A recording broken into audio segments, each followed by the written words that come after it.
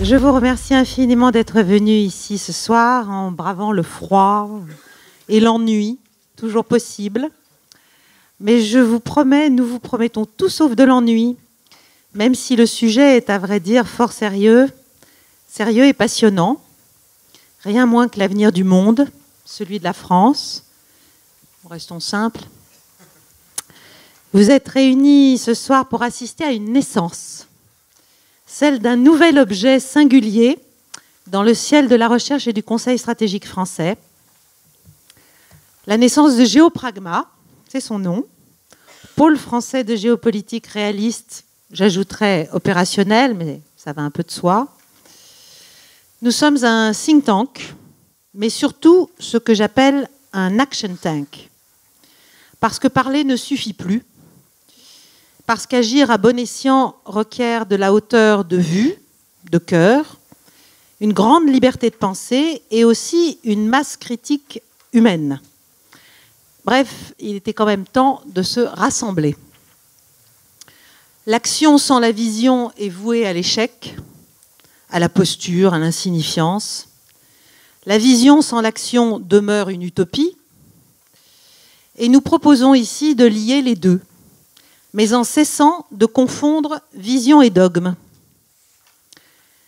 Rigueur, humilité, doute, empathie et souci de ce qui peut apporter non le bien, mais déjà un mieux aux situations de crise, de conflit, de concurrence, d'antagonisme, sont nos petits cailloux blancs.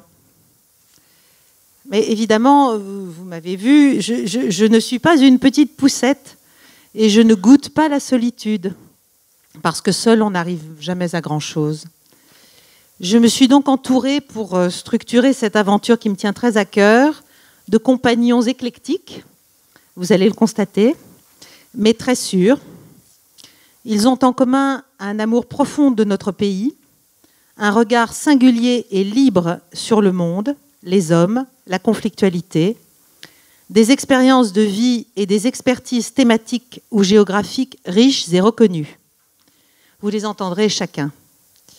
Ensemble, nous formons désormais un noyau que nous vous appelons ce soir à rejoindre et à soutenir.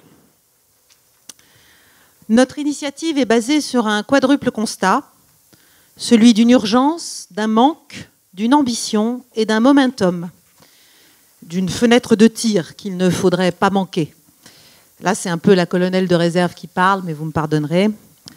Une urgence parce que la France vit en vase clos stratégique et le risque est devenu assez grand de notre déconnexion mentale et concrète par rapport à un monde dont les grands équilibres se restructurent de plus en plus souvent sans nous. Certains espèrent sans doute encore la France, mais on ne nous attend pas, on ne nous attend plus. En géopolitique aussi, il y a des effets de seuil. Seuil de puissance, seuil d'influence, qui, une fois atteints, rendent l'abaissement stratégique automatique et irrattrapable. Or, depuis le tournant du siècle, la marge du monde nous administre en continu des preuves assez humiliantes d'une marginalisation progressive qui n'est plus seulement regrettable, mais désormais dangereuse. Alors pourquoi sommes-nous marginalisés ? À mon avis, mais je pense qu'ici tout le monde le partage, car notre politique étrangère s'est égarée depuis près de 20 ans dans des utopies moralisantes, déconnectées du réel, puis s'est finalement perdue en cédant à des tutelles mentales, normatives, qui nous rassurent à tort, et aussi en cédant à des rapprochements stériles, indéfendables et dangereux pour la sécurité même des Français. Nous sommes donc désormais en marge, un peu hors sol, sur tout un ensemble de sujets, pourtant cruciaux pour notre avenir en tant que nation, et ce n'est pas un gros mot, comme pour nos zones d'influence traditionnelles. La situation actuelle au Moyen-Orient n'est que l'un des théâtres de cette brutale rencontre entre nos utopies idéologiques et la réalité humaine et politique d'une région récalcitrante à notre volonté. Les démembrements espérés sont en échec, les dictateurs sanguinaires toujours vivants et populaires, les rebelles de faux démocrates mais de véritables terroristes. Bref, les faits sont têtus. Et les peuples comme les États résistent partout à leur arrasement programmé. C'est un cinglant démenti pour notre volonté de puissance et pour l'ambition occidentale du régime change ou d'un avènement planétaire de la démocratie, selon nos canons. Cette tonitruante irruption du réel nous place face à un choix assez cornélien.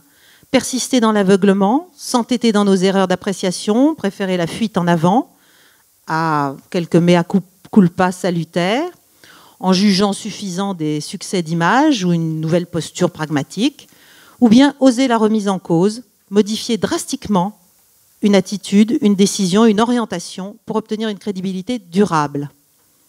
On ne perd pas la face si l'on reconnaît une erreur, mieux encore si c'est une faute, à vrai dire. C'est en s'entêtant qu'on est ridicule et qu'on se met hors jeu. Le déclassement est donc tout sauf une fatalité. Et ici, nous sommes fort optimistes. Alors que nous manque-t-il? Une lucidité, une cohérence, une audace. Il faut retrouver nos fondamentaux stratégiques et les promouvoir.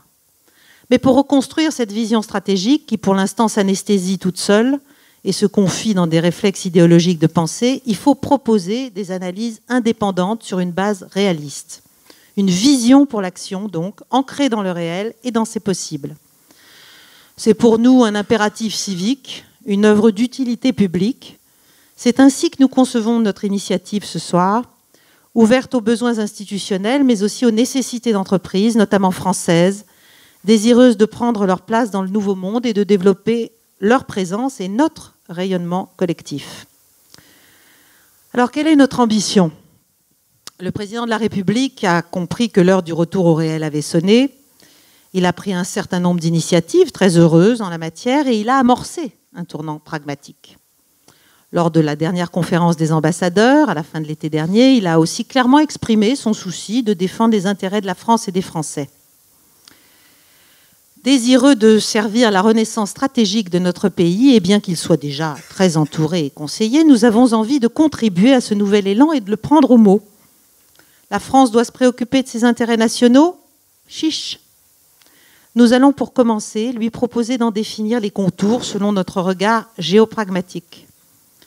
Nous pouvons sans doute lui fournir une autre matière à penser, à décider, complémentaire, peut-être dissonante parfois, mais toujours avec l'idée d'un appui au déploiement d'une politique étrangère audacieuse, marquée du sceau de la cohérence qui, seule, lui garantira crédibilité et popularité à l'intérieur comme à l'extérieur. Pourquoi maintenant, enfin? Car il n'est jamais trop tard, et surtout parce que le rapport de force actuel en Europe, et aux États-Unis notamment, nous offre une fenêtre de tir étroite, très provisoire, qu'il nous faut exploiter sans plus attendre. Nous avons donc réuni un certain nombre de personnalités connues pour leur liberté de ton, de pensée, leurs expertises de très haut niveau, conjuguer nos forces, afin de proposer un pôle d'intelligence stratégique alternatif. Il s'agit d'agréger, au sein de Géopragma, à cette plateforme donc d'innovation stratégique, on pourrait l'appeler comme ça, des individus compétents, mais qui sont souvent isolés au sein d'un écosystème je dirais, médiatico, politico, administrativo, académique, qui entend durer naturellement et compter, mais qui oublie parfois qu'il est quand même surtout là pour servir. Parce que nous ne sommes pas seuls à partager les convictions et l'approche que je vous expose ce soir. Chacun de nous, ne serait-ce que cela, en connaît déjà un certain nombre d'autres. Nous appelons donc tous ceux qui se reconnaissent dans notre démarche à prendre contact avec nous, à nous retrouver et à former cette masse critique qui est indispensable pour amorcer une révolution stratégique à la fois doctrinale et concrète. Notre approche est en effet adogmatique, aidéologique. On avait pensé à un leitmotiv pour Géopragma, anti-dogma, anti-doxa, prostatera, enfin, que je pourrais traduire par anti-dogme, anti-pensée dominante, pour la recherche de l'équilibre. Parce que pour retrouver notre ADN stratégique, c'est un peu le sujet, il faut sortir des fantasmes. Il faut cesser de parler de lignes rouges paralysantes pour trouver plutôt un fil rouge, une boussole, une cohérence, qui porteront notre crédibilité et préserveront nos intérêts comme nos valeurs, qui sont en fait les deux faces de la notion d'intérêt national. Nous avons donc chez Géopragma le manichéisme et le dogmatisme moralisateur en horreur, vous l'avez compris. Pourquoi? Parce que notre approche est fondée sur un paradoxe qu'on ne peut plus ignorer. C'est que l'idéalisme moralisateur, qui a cours depuis 30 ans maintenant, est inefficace et finalement humainement beaucoup plus destructeur que le pragmatisme éthique. Le cynisme des bons sentiments fait quand même des ravages depuis 30 ans, des ravages humains, qui ont plongé l'Occident dans un discrédit moral et politique profond, d'où il est urgent de l'extraire, parce que le monde, entre-temps, bouge.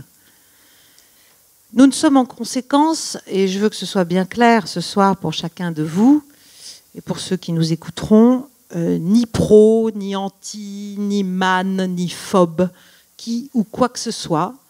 Nous sommes certainement pro-France, évidemment, mais c'est tout.